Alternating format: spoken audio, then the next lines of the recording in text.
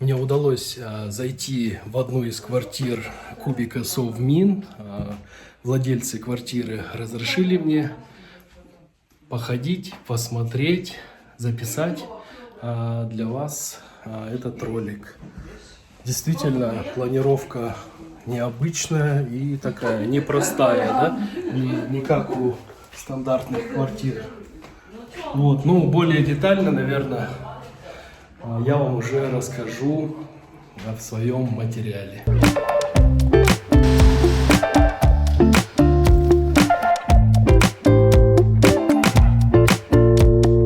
Елена Баилинова, я жительница этого двора. Правда, когда я первый раз попала в этот двор, я не была тогда еще Баилиновой, потому что здесь жил мой парень.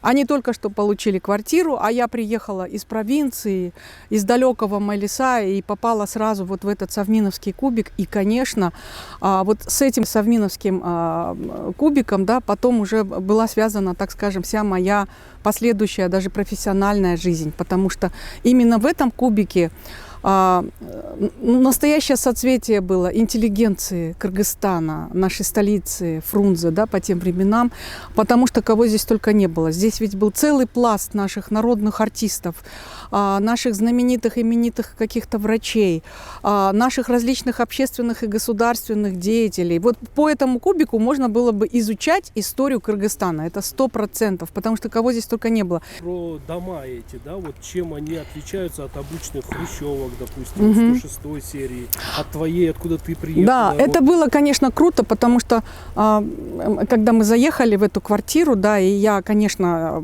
помогала здесь главной хозяйке, да, я мыла окна, все, здесь поражало все вот каким-то масштабом. По тем временам это казалось так круто.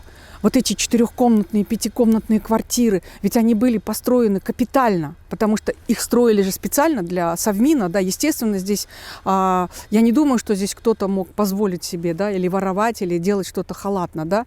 Это были капитальные, просторные, светлые, надежные квартиры. Что меня поразило, это широкие лоджии. Это сейчас уже все привыкли там, к домам каким-то многоэтажным, да, в частном пользовании, а по тем временам это вообще было круто. И жить в этом кубике было круто, потому что все говорили, а где ты?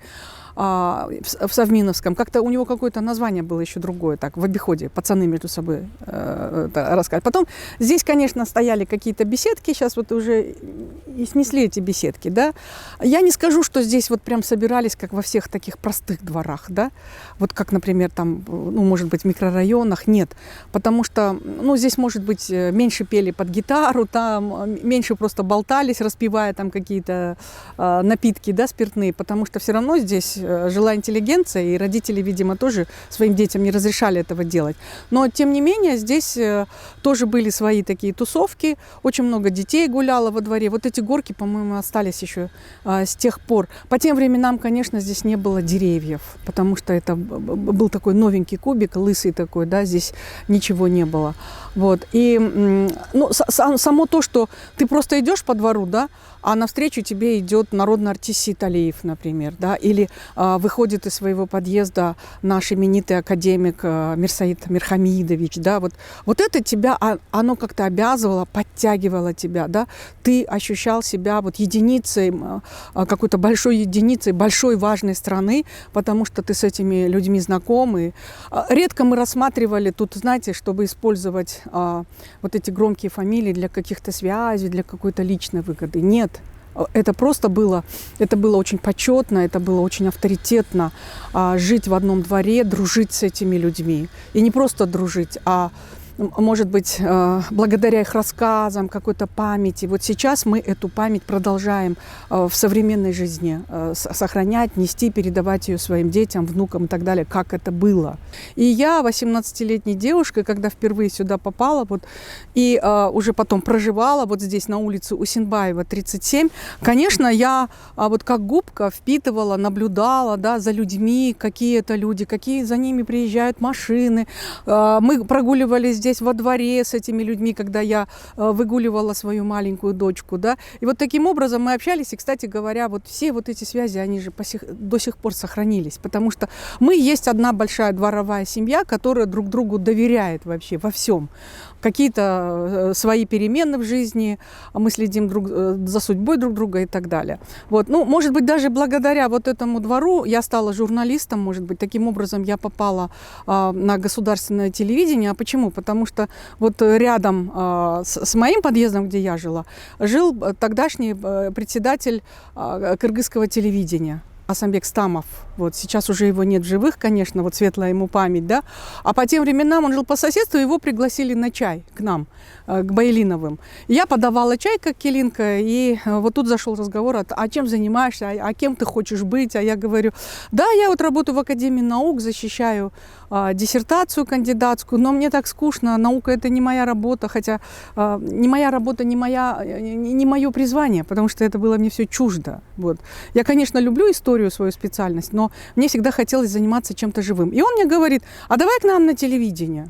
К нам на телевидение. И это был 85-й год, когда я пришла на телевидение, благодаря именно Асамбеку Стамовичу. Вот так завязывались здесь судьбы людей, можно сказать. Вот вспоминаю, в частности, встречу им, какую-то нашу дружбу, семейную дружбу с Болотом Шамшиевым, потому что они жили вот в доме, который стоит напротив, да, вот меня. Я впервые тогда познакомилась так близко с Айтурган нашей Тимировой, которая замечательно готовила уйгурские лагманы, плов и так далее. И было всегда интересно. Было интересно не просто прийти в гости, а было интересно услышать что-то новое, связанное с историей не только кинематографа, экономики, торговли, я не знаю, там еще различных наших отраслей промышленности, да. И вот таким образом я изучала историю Кыргызстана, как будучи специалистом по истории вообще, да, это моя первоначальная профессия.